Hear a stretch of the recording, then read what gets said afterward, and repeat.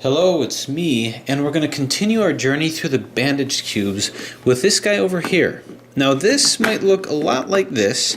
It's of the same type of nature. We're doing some external bandaging. You're just taking our 3x3 and you're combining sides together. With this one, you saw that everything was bandaged except for one, and it turned it into this bicube type structure. Bandage 3 is a little different. You just have 3 that's bandaged. None of the rest are bandaged. The rest are all pretty much the same. What's more, the 3 that are bandaged are all a combination of edge and corners. So edge and corner, edge and corner, edge and corner. Before we had centers that were part of the bandaging, this one isn't. Now because the bandaging is less, you're probably tempted to think, well, then it's probably an easier solve. And it might be, but I don't know any strategies to use to make it an easier solve. To be absolutely honest with you, I did this puzzle next because it is not easier than the bicube. I find the Bandage 3 to have been a lot more of a challenge. Now, what's interesting is that I've been through a lot of puzzles, and I've displayed most of them, from the crazy puzzles to the modifications to the circle cubes, and as challenging as they may be, among the more challenging of the puzzles are when they take the 3x3 and they change it around on me. They bandage things, like you have the latch cube over here, you've got this circle with 2 circles over here. I find these a lot more challenging, and I think the reason is because in many ways we have to go back to square one. We simply can't use exactly the same algorithms, so we have to design new ones. Now, here's the interesting thing about this particular puzzle. My endeavor, anytime I get a puzzle or try to solve it, is I really want to correlate it with the known algorithms as much as possible. I really don't want a shelf load filled with puzzles that all are solved completely differently. I'll tolerate that to a degree, but my goal is to see if I can take just a couple of strategies, a couple of algorithms, and by using strategies and lateral thinking, be able to navigate my way through any of these puzzles at any given moment. Just pick them off the shelf and maybe refresh my memory a little bit, but to be able to solve it. So I'm happy to say that in this one, I'm able to do that, sort of, to an extent. Now, as you recall with the latch cube, we were able to guide our way through this because of the ability to change the configuration of the puzzle so that we could apply variations of the normal 3x3 strategy. In the case here, we had to move all of the arrows of one color to one side, even if it meant defining a side as being different for the time being. Well, I'm going to use the same strategy with this. I can't define sides initially as the same. So here's what my overall plan is going to be. Luckily, the algorithms that are going to be used are exactly the same as a 3x3 and the same as a bicube. With some puzzles, it's really very little strategy and mostly algorithms. That's like a 3x3. A 3x3 doesn't take a lot of strategy. It's all algorithms. You can basically look at any configuration that you have and just whatever configuration that you're in, just do an algorithm, it'll take you home.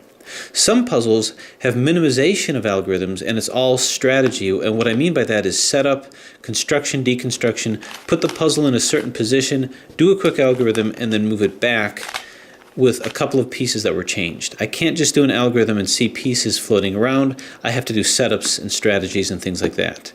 Well, that's what this puzzle is. This is mostly strategy with very few algorithms. Now my basic technique is I'm going to try to collapse this into a bicube and then solve it as a bicube. And you saw how fairly easy it is to solve once you kind of get the knack of the 2 algorithms. But to put it back into bicube form, that's where the trick is. That's what we have to do. So as such, we're going to have to kind of study some of the aspects of a little closer of the bicube, understanding that I'm going to try to convert these pieces together, look at them as though they were bandaged, basically. So when I scramble them, they're going to be out of sorts. I have to create pieces like a bandage cube. Now the problem with that is anytime you take one puzzle of a higher complexity and collapse it into a puzzle of a less complexity and solve it like that other puzzle, you run into something that we ran into when you took a 4x4 and brought it down to a 3x3, which is of course the problem of parity, something you didn't get with other cubes. With the lower order version of the cubes, and that's because as you're putting it in, you might not be putting it in exactly the right configuration. So there is actually a situation where you get a bicube type parity with this. So another thing to notice with this puzzle, when we did the bicube, every algorithm that we did cycled things an odd number of times. So when I did the FRU algorithm that rotated these corner/centers around, it rotated 5 of them around. When we did the RURI algorithm that rotated the top around, we rotated 3 around. So basically you needed multiples of odd numbers, odd numbers out in order to solve it. So remember that. These are the things that are going to enter into the strategy. So without as much complications in terms of the scramble, we can just scramble this pretty much any way that we want here. So I don't have to do special algorithms to do the scramble. I can just start scrambling it. And because there's no specific technique to this, I'm going to just go ahead, do the scramble, and then come back when it's good and messed up. All right, abracadabra. Okay. Look at that, all scrambled. This also brings to mind something that I thought I'd share with you too, and there's no doubt about it, the ability to analyze the world around you, spatial orientation, memory, all of these things are enhanced by the process of puzzle solving. And it's that if you spend too much time on one puzzle memorizing algorithms, it's not expanding your brain that much in terms of problem solving, it's just training you how to solve that particular puzzle. And you become kind of a super specialist with that, which has benefits if you just need to solve that particular puzzle, but not in terms of expanding your mind. But they did do a study that showed was not so much that, but actually taking runs, going out and taking long walks or brisk walks, exercising, doing runs, which makes sense because we're kind of evolved as wanderers. So as we're running, we take note of our environment, we're seeing things around us, our brain becomes more active, and when it does that, it enhances our sense of cognition. So that's why when solving puzzles, my style is generally to try to have minimization of memorization and algorithms and more just troubleshooting and problem solving. But the reason why I mention that story is at the height of trying to figure out what to do and feeling completely lost at times, the thing that always seemed to save me is separating myself away from the puzzle, going outside and going for a 5 to 6 mile run. And there's something about that process that I had a couple of aha moments where in the middle of the run I had kind of a thought as to how to tie everything together. And when I came back, it worked. So basically, I guess the moral of that story is don't just sit around solving puzzles. Get out, run, exercise. Studies have shown that if you take runs, it'll increase your cognition. And that's when you can think outside the box or outside the cube. So that said, let's go through this and see how we can put this together. So like I say, I'm going to try to collapse this into a bicube. Now the first part of the strategy is a lot like we did with the latch cube. I figured what I'm going to do is I need to isolate my 3 bandaged areas to a section of the cube, just like I isolated the arrows, for the purposes of being able to maximize my ability to have the type of motions that I need in order to do the algorithms that I know so well. So what I'm going to do is I'm going to take a look at my bandaged sides. I've got this one here, and this one here. The similarities that they have is this has a white part, white edge with a white corner. This one has a white part over here, so I've got 2 whites. I've got a red here, blue here, and a red and blue over here. So I've got 2 reds, 2 blues, and 2 whites.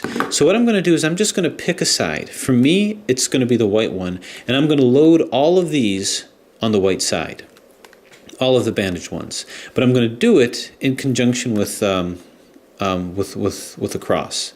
So that's going to be what I'm going to define as my side. So I've already got the white one here, so I'm going to line this up with the red one to get the cross over there. So now what I'm going to do is find the other white one here, move that to where the blue is supposed to be here. Now this is done intuitively. In order to do this, get used to the aspect of finding out what you need to do, figure out what's blocking you, move it out of the way, and then do what you got to do. The bandaging is small enough or few enough to where you can actually get away with that. So I'm going to move this down here. I want to move this over here to put the blue here. This is in the way. So just by practice, I'm just going to bat that out of the way. Now move this in. Now I can't bat this back, so what I'm going to have to do is maybe move it like this, bat this back over here, This comes here. I want to move this down, but this is blocking it, so I'm going to move this out of the way. Move this down. So really I'm just making a lot of small motions here to try to achieve a goal. Now I want to move this out of the way, so I got to move this out of the way. Like that, which brings this up here. And now I can try to do some of the maneuvers that I was thinking of. Move this here. Now I want to move this up to here, so I can move this in over to here. Now, I'll just kind of demonstrate that that can be done. This is in the way. I got to get this out of the way, but this is in the way. So we'll move this down. Then after moving this down, I got to bat that out of the way here, move this over here, and now I can safely move this up here. Now we'll reconstruct what we just did, and now I can move this in. Holy cow, how can you follow that? Well, it's not as bad as it seems. Again, every motion that I did, I found what was blocking it, and I just moved it out of the way with the notion that I can move it back because there's nothing else that's bandaged. Now what about these guys?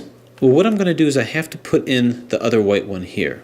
This is kind of the form that I want it to be. This here and this here, and I'm going to have two bandage sides facing this over here. They're not going to be following each other, but two that are parallel and one that's perpendicular over here. So this, the one that I'm going to want to put in, actually is going to be the white. It could be the white and orange here if I want this to be in this position. I actually don't. The way that I've worked it out is I want the blue one to be up here, which means that this is going to have to be on this side. So I'm going to have the white and green one. So I don't want this up here. And I can simply move that out. Now the reason why that is, and again, this puzzle is almost all strategy, which is why I'm going to have to go step by step.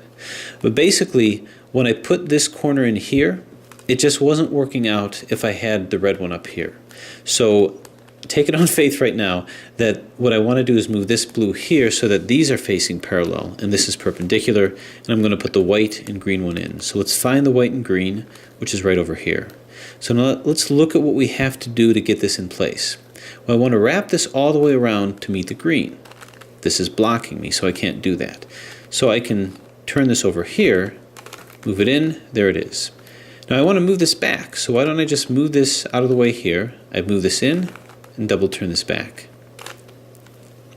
Okay, now this is in, but it's not in the right place, so it's actually got to be turned. So again, I'm just going to start intuiting things. I'm going to move this down, turn this, and I'll move this up and move this up. Okay, now I did not tell any algorithms to this because quite frankly, there'll be 1,000 algorithms to every scenario. This is problem solving. This is just sort of batting things out of the way. It's a lot easier than it sounds.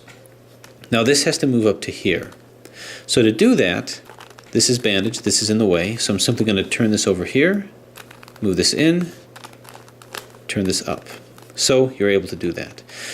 There's a variety of other scenarios that can happen, but really I kind of leave that to you to work it out. But basically it has a lot to do with just moving things out of the way. The classic scenario that I had is something like this. Here's a scenario that I ran into a little bit more so than not. Is I have a situation like this and I need to move this out. So I'll just move this down, up, okay. So now what I want to do is I want to move it to where this turns and comes up to here because I want this blue one to be up to here, right? So how am I going to do that? Well, first I got to turn, but I can't because this is in the way. So I want to move this out, but this is in the way. So what I'm going to do is move this down like so. And I don't want to move it down here because I'm going to be blocked, so I'm just going to move it down here. Then I'll move this back. So now I'm free to turn this into here, right? But to move this up, this blocks it. So I'm just going to move this down and move it up, which is great. I can start moving things back, but bear in mind, I had a white and green one that was perfectly happy to be here. Now it's here. So I got to move it back, but this is blocking it. So I'm going to extend this down even further, move this back in, and I'll reconstruct things. Move this back, and move this back. Okay, so that is a more common scenario that I ran into. So this is my top cross here. I'm now defining my first side here, like this, although I want to put this corner in now. So I've got this cross in. This is just hanging out here. And it's hanging out here because it needs to be kind of out of the way of these other layers, because now I'm free to move these guys. So let's go ahead and move this corner in, which will be the white, red, and blue, right over here. So you can see I can do any number of motions here. I can do all of my usual Rubik's Cube motions here, completely unfettered and unblocked. All right, so this is my first pseudo side. So the next step. Now, there's going to be a point at which I'm going to run into a trap.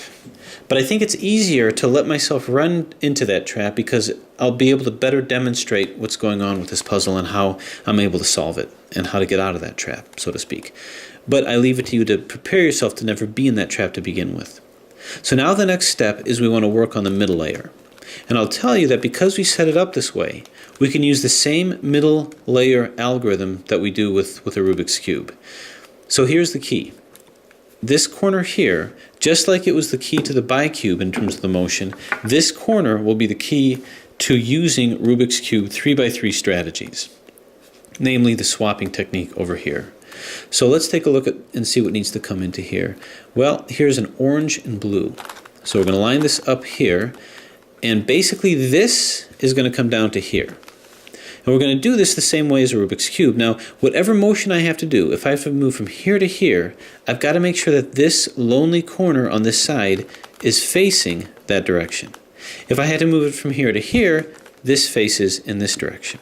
So I'm going to face it here, and I'm going to do the middle swapping algorithm, which is straight Rubik's Cube algorithms, which I assume you know. If not, learn it before even trying this beast. So on the left side, it's going to be UI, LI, U, L, U, F, UI, FI. Okay, so that put that in here, and we were just fine. So what else do we have? We've got the green and the red. All right, this needs to go in here, so a good chance to do the right-sided algorithm. Make sure this is facing the right, and now it's just the opposite of that. So that's going to be U, R, UI, RI, U, FI, U, F. So that's in, and this is good over here. It's just like that. So what other non-yellows do we have? We've got this. Well, where does this go? Now bear in mind, we have this over here, which is the blue and red. This blue and red is supposed to be here, but it's not. And what's supposed to be here is the white and blue. So we're going to be using this instead. But let's go ahead and bump this out and bump it in the right direction. So I'm going to use the same algorithm to get this out. So it's out, and now we'll just put it in correctly. And there it is. So we're doing well. All right, we're unfettered in what we have to do. This is good, this is good. What about this over here? Well, this is going to be our surrogate one because it's swapped with this. So let's go ahead and put this down over here. In terms of what direction it goes, well, it doesn't seem to matter at this moment, but it actually does. So let's go ahead and put this in, and I'll show you what I mean by that. Okay, so now this is in. Now bear in mind something. This corner with this white is going to be over here. Now notice this is kind of backwards. Because this is backwards, this isn't really going to line up, because if I were to turn this white and this orange won't coincide like that.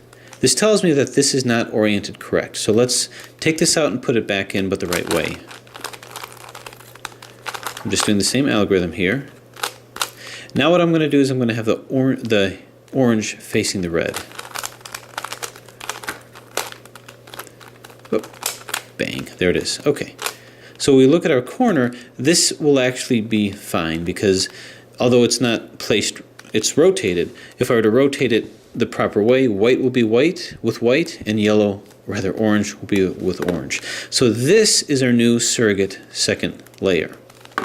Okay, now the last layer. This is the part where that 5-mile run really came in handy.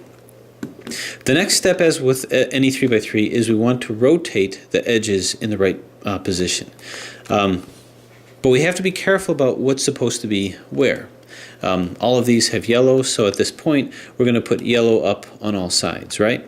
So this is our line. Can we do an FRU, RIUI, FI? FRU, nope, we can't. So here's what I would do. We're going to be messing these two up a little bit as we're doing this, but that's okay. The pattern that I'm going to be doing with this is face this at the side here. In this case, we have the line. So if it's like this, if there's a line and you've got these opposite here, I'm going to start off with a R move, and then I'm going to do a 2U move, and then an RI. Now take a look at what that did. This put this in this space over here, which is what you want because now we can move this up here, and we're in conjunction with this guy, with this corner over here, so we can make this turn. This is a non-bandaged part. So now what we're going to do, but if I were to hold it in the same position that I was with the line here, then we have, I guess, F, I, U, and then F. That placed this here, and now this is ready to be moved into here. So that's what I'm going to do. So I'm going to do R, U, RI. So that's going to give me my cross over there. Here's another scenario that you might run into where you have the L formation here. Now in this particular situation, you're going to have two that are next to each other that's out. What you're going to want to do in this case is move one to the right side and one back. And when you do that, it's the same kind of thing. We're going to do an R, U, RI. And that's going to place this in conjunction with this side, so now I can move it up. So it's the same kind of thing. I didn't have to do a 2U this time, just a 1U. Again, I'm giving you the algorithm, I'm saying it, but it's really just watching what I'm doing. The purpose of an algorithm is if you can't wrap your brain around the complexity of the movement. This I think you can. But now we're going to move this up here with FI, U, F. And now you can see this is postured to come into here with another R, U, RI. So you've got the cross. So that's a variation of that. And when you do that, you shouldn't really mess up the side over here. This got messed up a little bit, which we're going to have to deal with. Okay, so with that said, you've got a cross over here. Now, oftentimes what's going to inevitably happen is this is going to be thrown out. So now we're going to have to do the other algorithm, and it's going to be the same algorithm as flipping these corners around. Now, we didn't have to deal with that in the bicube because, well, we didn't really have to deal with that. But there is the algorithm that's used to flip the corners of a 3x3 around. If you recall, once we have these guys in place, there we go, had to get them in place. To move these guys around, you look for one that was properly placed, and then you do U, R, UI, LI, U, RI, UI, L. And then you find one that's properly placed, hold it here, and that algorithm will keep this exactly where it is and rotate these guys around. So this is the same algorithm. Notice this stayed the same, and these guys rotated until you had two of them in. This is a variation of that. This is exactly the same kind of an algorithm.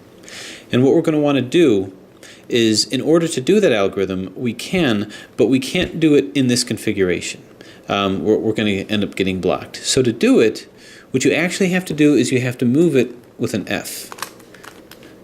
So take the non-bandaged corner that goes with your bandaged side here, and you're going to have to move it up. Now what you're doing is you're taking these two, and you're going to be moving it down, just like that. So what's going to happen when you do that is, well, a couple things. This is not going to move. This is going to stay steady, just like this was. Also, because this corner is being moved down, this will stay steady, so that when I bring it back, the end result is this will not have moved, and this will not have moved, but these guys will have rotated by the time I bring it back. Now, it's important to understand how they're going to rotate, so let's just kind of pay attention to see exactly what's going to happen. But suffice it to say, the end result of this is this will be the same. This is going to slide up to here. This color on top will be the same color here. So by the next algorithm, this green will end up here, and this will also be green. But these guys are going to flip around. But it doesn't matter. We just care about what's going to be on top. So this is going to come up here with the same color.